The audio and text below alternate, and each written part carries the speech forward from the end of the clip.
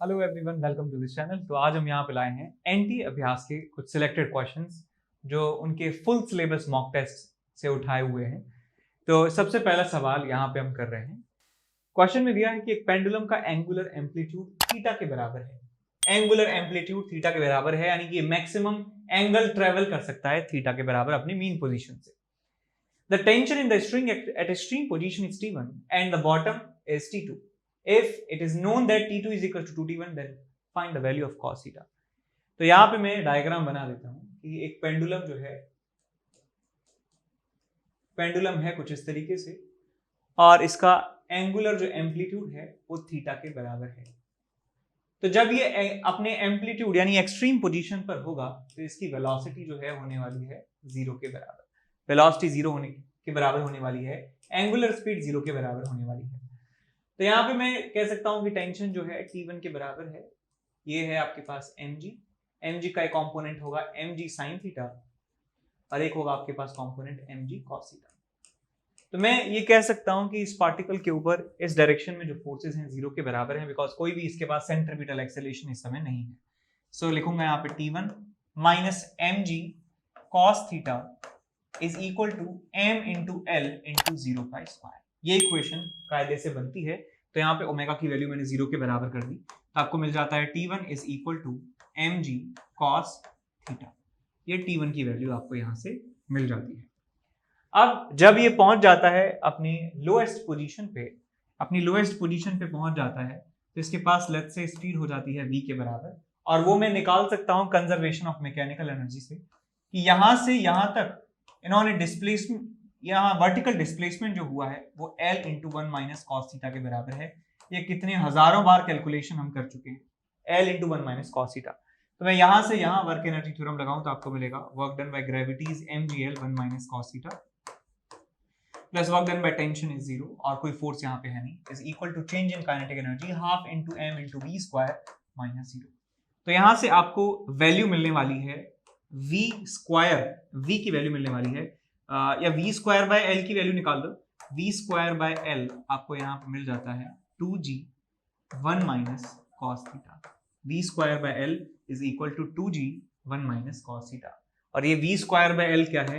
ये centripetal acceleration की value है, इस इंस्टेंट पे सेंट्रीपिटल एक्सेलरेशन की वैल्यू है। इस समय टेंशन यहाँ पे जो है T1 के बराबर क्वेश्चन में दी है, नहीं T2 के बराबर दी है, और नीचे जो है ग्रेविटेशनल फोर्स लग रहा है mg के बराबर। ये सर्कुलर मोशन कर रहा है जिसका सेंटर यहाँ पे है। मैं कह सकता हूँ इसके ऊपर लगने वाले जो फोर्स है सेंटर की तरफ, that is T2 minus mg, वो सेंट्रीपिटल फोर्स के बराबर होने चाहिए। तो यहाँ लिखूंगा मैं T2 minus mg is equal to m into centripetal acceleration AC, जो लिखूंगा मैं m into v square by l, और v स्क्वायर बाय l की वैल्यू हम निकाल चुके हैं 2g 1 माइनस कॉस थीटा। तो मिलेगा यहाँ पे 2mg 1 माइनस कॉस थीटा, और यहाँ मिलेगा आपको माइनस mg, यहाँ मिलेगा आपको T2 is equal to 2T1 दिया है क्वेश्चन में, T2 is equal to 2T1, और T1 निकाल चुके हैं हम यहाँ पे, तो 2mg cos थीटा में लिख दूंगा 2mg cos थीटा। तो यहाँ से mg सब कैंसिल आउट हो जाएगा, यहाँ मिलेगा आपको 2 cos थीटा, यहाँ मिलेगा आपको -1 is equal to 2 minus 2 cos theta. तो ये इसको इधर ले जाइए बन जाएगा 3, इसको इधर ले जाइए बन जाएगा 4 cos theta is equal to this. तो cos थीटा की वैल्यू आपको मिल जाती है 3/4 के बराबर। So cos theta is equal to 3/4 हमें आंसर मिल जाता है, और 0.75 लिख सकते हैं इसको। ठीक, ऐसे क्वेश्चन जो है किया जा सकता है। सवाल ठीक था तो 4 आउट ऑफ 5 इसे दिया जा सकता है, 4 आउट ऑफ 5 इसे दिया जा सकता है। इसके बाद चलें अगले सवाल की तरफ, जिसमें दिया है दो सॉलिड स्फीयर हैं A और B जिनका मटेरियल सेम है, रेडियस RA और RB के बराबर क्वेश्चन में दी है।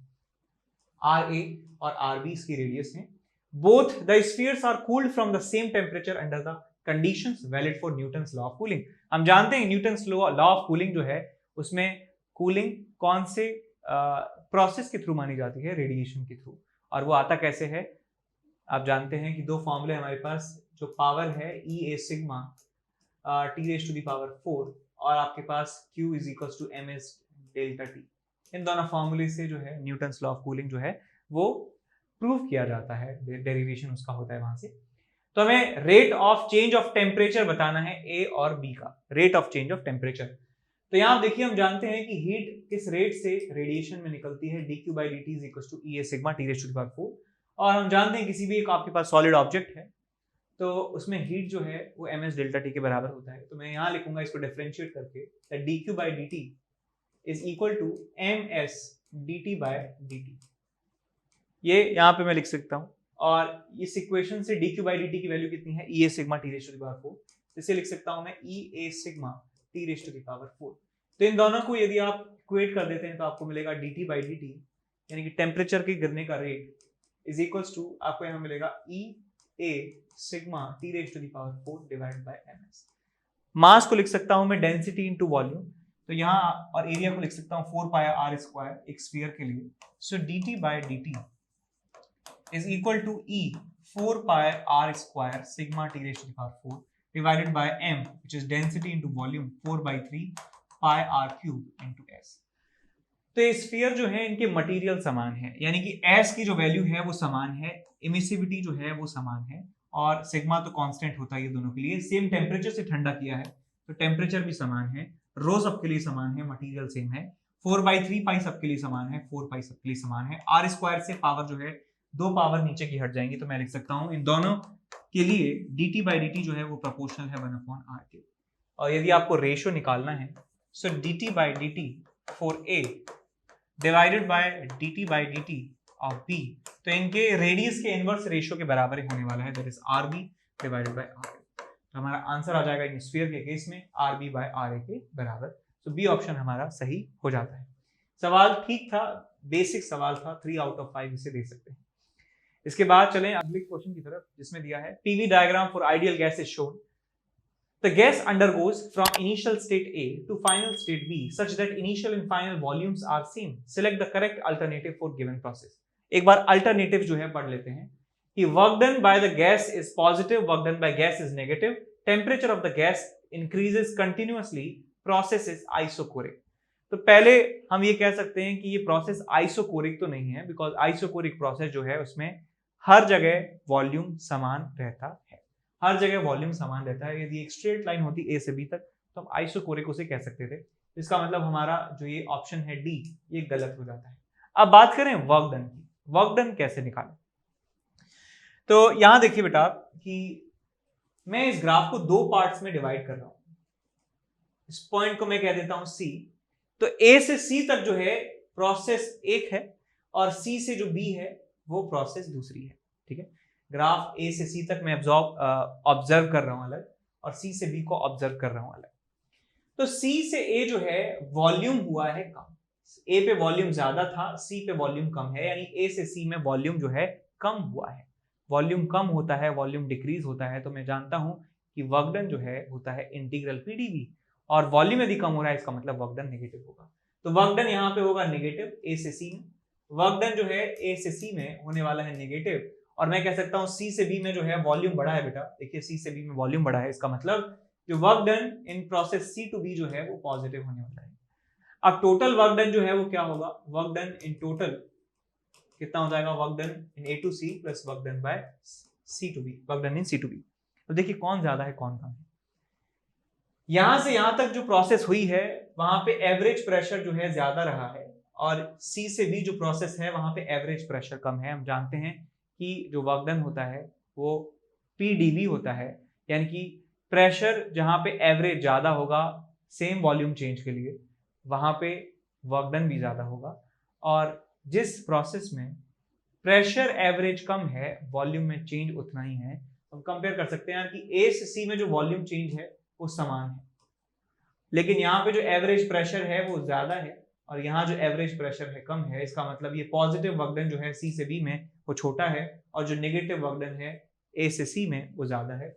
इसका मतलब नेगेटिव वर्क डन ज्यादा है और पॉजिटिव वर्क डन जो है वो कम है। इसका मतलब ओवरऑल जो है वो नेगेटिव हमें मिलने वाला है वर्क डन टोटल। तो टोटल वर्क डन मिलेगा हमें नेगेटिव के बराबर। ठीक है, तो समझ गए यहां से कि वर्क डन जो है नेगेटिव है, तो ये हमारे पास आंसर सही हो जाएगा, बाकी ऑप्शन चेक करने की जरूरत नहीं है आपको। ठीक है, तो बी ऑप्शन हमारा सही हो जाता है। सवाल ठीक था तो इसे 3 आउट ऑफ 5 जो है दिया जा सकता है। ठीक है, इसके बाद हम चलें अगले सवाल की तरफ, जिसमें दिया है बीड है जिसका मास m है, is located on a parabolic wire with its axis vertical and vertex at the origin as shown in figure, whose equation is x square is equal to 4ay। तो ये हमारे पास इक्वेशन है, इसको थोड़ा सा ऐसे लिख लीजिए, y is equals to x square divided by 4a। ये इक्वेशन है पैराबोला की। और the wire frame is fixed and bead can slide on it without friction. Friction नहीं है यहाँ पे। The bead is release from the point y is equal to 4a on the wire frame from rest. The tangential acceleration of the bead when it reaches the position given by y is equal to a. तो जब ये y is equal to a position पर पहुंच जाता है, आपको tangential acceleration बताना है कितना होगा। तो मैं मान लेता हूं कि ये जो पोजीशन है, इस पोजीशन पर y की जो वैल्यू है बेटा वो a के बराबर है। तो क्या हम x की वैल्यू निकाल सकते हैं यहाँ से? देखिए x की वैल्यू निकाल सकते हैं आप यहाँ से, x is equal to 2a के बराबर आपको मिल जाएगा। तो यहाँ पे मैं लिख सकता हूँ x की वैल्यू जो है 2a के बराबर होगी।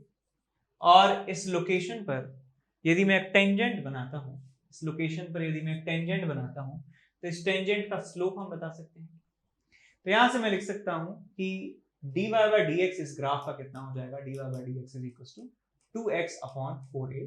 और x की वैल्यू जो है 2a पर हम देख रहे हैं, तो आपको मिल जाएगा ये 1 के बराबर। इसका मतलब थीटा जो है 45 के बराबर आपको मिलने वाला है। इस पार्टिकल के ऊपर जो लगने वाले फोर्सेज हैं वो नॉर्मल और ग्रेविटेशनल फोर्स है। तो इस पार्टिकल का फ्री बॉडी डायग्राम बनाएं। यहाँ देखिए, इसके ऊपर एक फोर्स जो है लग रहा है नीचे, ग्रेविटेशनल फोर्स mg, और इसके परपेंडिकुलर एक नॉर्मल रिएक्शन लग रहा होगा। तो mg के दो कंपोनेंट करेंगे, एक आएगा आपके पास mg/√2, बिकॉज 45 डिग्री एंगल है, तो कोई सा साइन थीटा हो कोई सा कॉस थीटा हो, सारे 1/√2 के बराबर ही होने वाले हैं। ये हो जाएगा आपके पास mg/√2, mg/√2।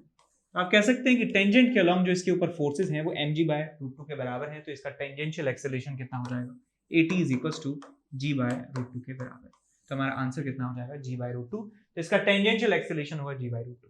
सो सी ऑप्शन जो है उसे आप करेक्ट दिखा सकते हैं, सी ऑप्शन।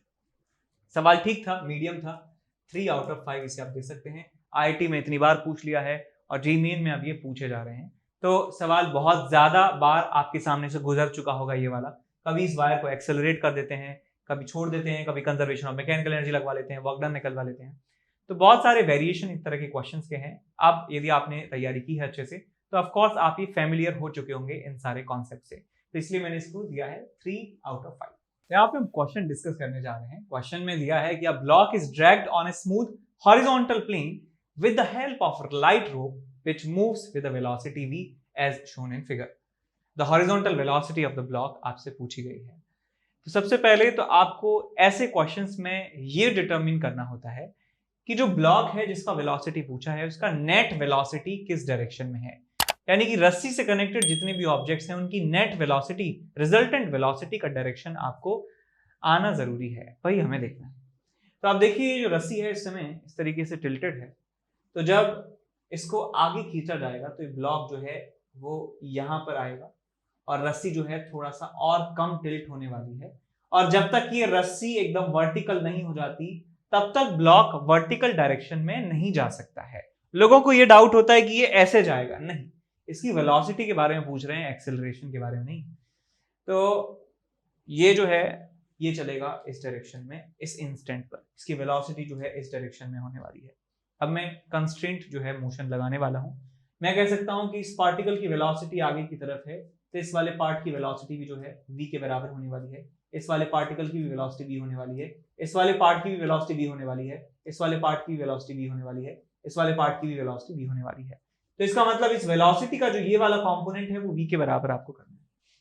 तो ये आपके पास ब्लॉक है, इसकी वेलोसिटी है ऐसे v, और ये वाला जो कंपोनेंट है ये v' मान लेता हूं इसकी वेलोसिटी ब्लॉक की, और ये वाला कंपोनेंट v के बराबर होना चाहिए, इसका कंपोनेंट ये वाला v के बराबर होना चाहिए। तो ये एंगल थीटा दिया है, ये थीटा है तो ये बन जाएगा 90 माइनस थीटा। तो इसका कंपोनेंट कितना आ जाएगा, v' साइन थीटा, और इसको बराबर कर देना है आपको v के।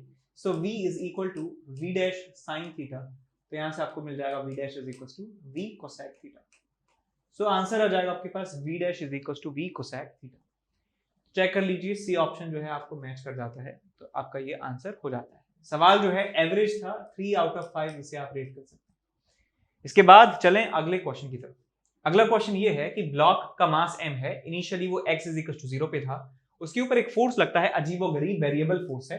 ऑफ कोर्स x जो है ये डिस्टेंस है, इसका मतलब ये मूव करता जा रहा है, x की वैल्यू चेंज होती जा रही है, और फोर्स की जो वैल्यू है वो भी चेंज होती जा रही है। वेरिएबल फोर्स लग रहा है, कोफिशिएंट ऑफ फ्रिक्शन सरफेसेस के बीच में म्यू के बराबर है, तो नेट वर्क डन ब्लॉक के ऊपर 0 होगा यदि ब्लॉक इतना डिस्टेंस ट्रेवल कर ले। तो मैं मान लेता हूं कि x0 के बराबर ये डिस्टेंस ट्रेवल कर लेता है ब्लॉक, और जितने भी जो टोटल वर्क डन है वो 0 के बराबर हो जाते हैं। तो इसके ऊपर लगने वाले फोर्सेस को आइडेंटिफाई कीजिए, कौन कौन से फोर्सेस लग रहे हैं। एक तो इसके पास एक्सटर्नल फोर्स तो है ही, एक नॉर्मल फोर्स है, एक ग्रेविटेशनल फोर्स है, और बिकॉज ये मूव कर रहा है इसका मतलब काइनेटिक फ्रिक्शन पीछे लग रहा होगा, म्यू इंटू एन, एन की वैल्यू mg के बराबर है, तो म्यू mg फोर्स लग रहा होगा। नॉर्मल का वर्क डन की बात करूं तो 0 के बराबर होगा, mg के वर्क डन की बात करूं 0 के बराबर होगा, बिकॉज इसका डिस्प्लेसमेंट इस डायरेक्शन में है, फोर्स लग रहा है नीचे, फोर्स डिस्प्लेसमेंट परपेंडिकुलर है, तो वर्क डन नॉर्मल और mg का दोनों का इंडिविजुअल 0 के बराबर हो जाएगा। तो यहां पे मैं लिख दूंगा कि वर्क डन जो है टोटल 0 है, यानी कि work done by external force plus work done by friction जो है 0 के बराबर आपको करना है। So work done by friction लिख सकता हूं integral of F D x, और 0 से लेके x0, और वर्क डन बाय फ्रिक्शन को इधर ले जाऊंगा तो आपको मिल जाएगा म्यू mg इंटू x0 के बराबर, बिकॉज कांस्टेंट फोर्स का जो वर्क डन है वो म्यू mg x0 आएगा।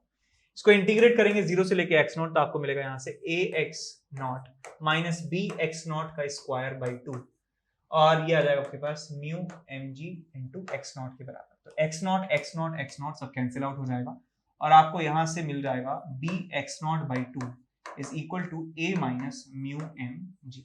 तो यहाँ से x0 की वैल्यू आपको मिल जाती है 2 by b into a minus mu mg। ठीक, तो ये आंसर आपको मिल जाएगा। सवाल जो है ज्यादा मुश्किल था नहीं, बस यहाँ पे आपको वेरिएबल फोर्स का वर्क डन निकालना था, तो इसे कह सकते हैं कि simply it's 3 out of 5 question.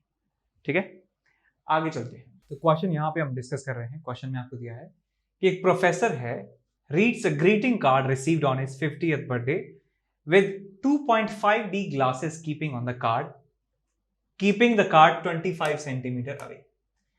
तो एक प्रोफेसर है जिसकी उम्र 50 साल है, और वो चश्मा लगाते हैं जिस चश्मे की जो पावर है 2.5 डायोप्टर के बराबर है, और कार्ड को 25 सेंटीमीटर अवे उनको रखना पड़ता है। 10 साल के बाद क्या होता है कि उनकी फेयरवेल पे एक लेटर उनको दिया जाता है, और वो सेम ग्लासेस के द्वारा उनको देखते हैं, लेकिन कार्ड को अब उन्हें 50 सेंटीमीटर दूर रखना पड़ता है। तो what should be the power of the lens now so that he can keep the letter at the same distance 10 years ago। तो अब उस चश्मे की पावर क्या होनी चाहिए जिससे कि अब वो 10 साल के बाद भी उस लेटर को 25 सेंटीमीटर डिस्टेंस पे रखकर पढ़ सकें। ये हमें यहाँ पे सॉल्व करना है। तो यहाँ पे देखिए, पहले 25 सेंटीमीटर दूर रखने पर ही काम चल जा रहा था, लेकिन अब 50 सेंटीमीटर दूर रखने पर काम चल रहा है। तो ऐसा क्या प्रोफेसर की जो कैमरा है उसका, उनके साथ क्या हुआ है? तो आप देख सकते हैं कि चश्मे के साथ जो है आंखों का जो लेंस है जो हमारी आंखों में लगा है, उसका फोकल लेंथ भी चेंज होता है एज के साथ। तो मैं यहाँ पे कह सकता हूं कि जो इक्विवेलेंट फोकल लेंथ है आई की, आई जो है इक्विवेलेंट कह सकते हैं या टोटल कह सकते हैं, 1/f टोटल मैं लिख सकता हूं, 1/f total is equals to 1 focal length of the चश्मा। चश्मा कह सकते हैं चश्मे को स्पेक्स, एसपी कह सकता हूं, plus 1 focal length of eye lens, और आई लेंस का जो इनिशियल जो फोकल लेंथ है मैं मान लेता हूं FE1 के बराबर है। तो ये हमारे पास इनिशियल टोटल फोकल लेंथ है। बाद में क्या होता है 10 साल के बाद में, जो आंखों के लेंस की जो फोकल लेंथ है वो चेंज हो जाती है, लेकिन चश्मे का जो फोकल लेंथ है वो सेम रहता है। तो यहां लिखूंगा मैं F टोटल जो फाइनल है dash is equal to 1/SP FSP, और यहां आ जाएगा प्लस 1/FE2 के बराबर, इक्वेशन नंबर 1 इक्वेशन नंबर 2। ठीक, तो मैं सबसे पहले मैं इक्वेशन लिखूंगा 25 सेंटीमीटर दूरी पर रखे हुए कार्ड के लिए। मैं लिखूंगा कि 1/V minus 1/U is equal to 1/F। ये मेरा लेंस इक्वेशन जो है इस्तेमाल कर रहा हूं। तो पहले मान लीजिए इमेज जो है V डिस्टेंस पे बनती है, तो 1/V को एज इट इज रहने दीजिए, minus 1/-25 is equal to 1/F। 1/F का मतलब है कि ये टोटल फोकल लेंथ जिसका इस्तेमाल करके वो इमेज को देख पा रहे हैं। तो यहां पे मैं लिखूंगा 1/FSP 1/FSP प्लस 1/FE1। ये इक्वेशन नंबर 1, मैं इसको नाम दे सकता हूं इक्वेशन नंबर 1 तो हो गया, 3 कह देते हैं इसे। अब बाद में जो है उनको 50 सेंटीमीटर दूर रखना पड़ रहा है सेम क्लैरिटी से देखने के लिए। इसका मतलब इमेज अभी भी उसी डिस्टेंस पर बन रही है। तो दोबारा इक्वेशन लगाऊंगा तो 1/v जो है v अभी भी सेम रहेगा, क्योंकि पहले 25 सेंटीमीटर पे क्लियर इमेज देख पा रहे थे, अब 50 सेंटीमीटर पे क्लियर इमेज देख रहे हैं, तो इमेज अभी भी वही जगह उसी जगह बन रही है। -1/-50 इज इक्वल्स टू 1/fsp जो अभी भी समान है, प्लस 1/fe2 कह सकते हैं इसे, इक्वेशन नंबर 4। अब इन दोनों इक्वेशंस को जो है सब्ट्रैक्ट कर दीजिए आप आपस में। तो मैं माइनस ये माइनस तो ऑलरेडी प्लस हो चुका था, तो यहाँ माइनस आएगा, माइनस यहाँ पे लिख सकता हूँ। दोनों को आप जोड़ दीजिए आप। सो 1/v से 1/v कैंसिल आउट हो गया, 1/fsp से 1/fsp कैंसिल आउट हो गया। यहाँ बचता है 1/25, यहाँ बचता है -1/50। So it's 1/25 - 1/50 is equal to 1/fe1 minus 1/fe2 आपको मिल जाएगा। ये कितना आ जाएगा आपके पास 1/50 के बराबर। ये आ जाएगा आपके पास power of eye lens, initially 1 कह सकता हूँ, pi1 माइनस pi2। ये आपके पास 1 फोकल लेंथ है। इसको यदि आप पावर में बदलना चाहें तो 100 से मल्टीप्लाई कर देंगे तो आपको मिल जाएगा 2। सो pi1 माइनस pi2 ये मिल जाएगा आपको 2 डायोप्टर के बराबर। तो आप देख सकते हैं कि यहाँ पे पहले जो उसकी आंखों का पावर था और बाद में उसकी जो आंखों का पावर है उनमें डिफरेंस जो है 2d के बराबर है, यानी लॉस कितना हो चुका है 2 डायोप्टर के बराबर आंखों की वजह से पावर का लॉस हो चुका है। इसे क्या कहते हैं, पावर लॉस कहते हैं, पावर लॉस। तो अब हमें कितने फोकल लेंथ का चश्मा चाहिए होगा, तो मैं कह सकता हूं कि जो यहाँ पे लॉस हुआ है 2 डायोप्टर के बराबर, इसको कॉम्पनसेट करने के लिए हमें 2 डायोप्टर का जो एक्स्ट्रा पावर है हमें लेंस के माध्यम से जोड़नी होगी, जिससे टोटल जो पावर है वो बैलेंस हो सके। तो मैं कह सकता हूँ पावर रिक्वायर्ड जो है आपको मिल जाएगी चश्मे की, कि 2.5 डायोप्टर तो ऑलरेडी है चश्मे का जो पावर है, और जो लॉस हो गया है 2 डायोप्टर का वो हमें यहाँ पे और ऐड करना होगा। तो आ जाएगा आपके पास आंसर 4.5 डायोप्टर। तो अब 10 साल के बाद फेयरवेल पे इनको 4.5 डायोप्टर वाले चश्मे की जरूरत है, जिससे वो फिर से 25 सेंटीमीटर दूर रखे कार्ड को पढ़ सकें अच्छे तरीके से। ठीक, तो ये चश्मा इनको चाहिए, नया चश्मा चाहिए, तो एक लेटर के साथ साथ चश्मा भी लेना चाहिए और थोड़ा सा कैश जो है वो भी यूज कर सकते हैं मिस्टर प्रोफेसर। ठीक है, तो आंसर हमारा जाएगा प्लस 4.5 डायोप्टर के बराबर। तो सवाल जो है अच्छा सवाल था। इसे आप कह सकते हैं solid 4 out of 5, solid 4 out of 5 इसे आप दे सकते हैं। ठीक है, तो इसी के साथ जो है अपना लेक्चर जो है हम ख़त्म करते हैं। और यदि आपने पूरा लेक्चर अभी तक देखा है तो कंग्रेचुलेशन टू यू, आप सही रास्ते पे जा रहे हैं। और चैनल पर हमारे जो है एनटी अभ्यास की जो पूरी प्लेलिस्ट है अभी तक आपने नहीं देखी है तो ज़रूर चेकआउट कीजिए। साथ में एचसी वर्मा जो है उसके जो चैप्टर्स हैं उनके इंपॉर्टेंट क्वेश्चंस यहाँ पे हमने डिस्कस कराए हैं डिटेल्स में। तो आप यदि एचसी वर्मा करना चाह रहे थे हमेशा से लेकिन कर नहीं पाए हैं और कम से कम टाइम में मैक्सिमम बेनिफिट उठाना चाहते हैं, तो आप ज़रूर ये एचसी वर्मा वाली प्लेलिस्ट जो है उसको चेकआउट कीजिए। और साथ में हमारे क्रैश कोर्स है, क्रैश कोर्स जो जेईई मेंस के लिए हमने करवाया है, इसमें थ्योरी का पार्ट है और प्रीवियस ईयर्स के क्वेश्चंस कैसे कैसे पूछे गए हैं जेईई मेन में, उसका पूरा एनालिसिस जो है इस यहाँ पे हमने करवाया है इस वीडियोस में। यदि आपको लगता है कि कोई चैप्टर आपका थोड़ा सा वीक है, आपको इसमें प्रैक्टिस करने की जरूरत है, आप देखना चाहते हैं कि कैसे क्वेश्चन जेईई मेन में आए हुए हैं इन चैप्टर से, तो आप चैप्टर वाइज इनको जो है वो चेकआउट कर सकते हैं। कि जैसे मान लीजिए आपका चैप्टर वेव्स वीक है तो आप वेव्स के क्वेश्चन जो है यहाँ पे आप चेकआउट कर सकते हैं। ठीक है, वीडियो को लाइक किए बिना नहीं जाना। ठीक है, लाइक ज़रूर करना जिससे हमारी जो वीडियो है वो डिस्कवर पेज में जो है ज़्यादा देखने को मिलती है। रीच जो है ऑलमोस्ट मर चुकी है, तो प्लीज़ लाइक करके जाना जिससे ज़्यादा से ज़्यादा लोग जो है उनके पास ये पहुंच जाए। Thank you so much for watching, that's it, bye bye, take care.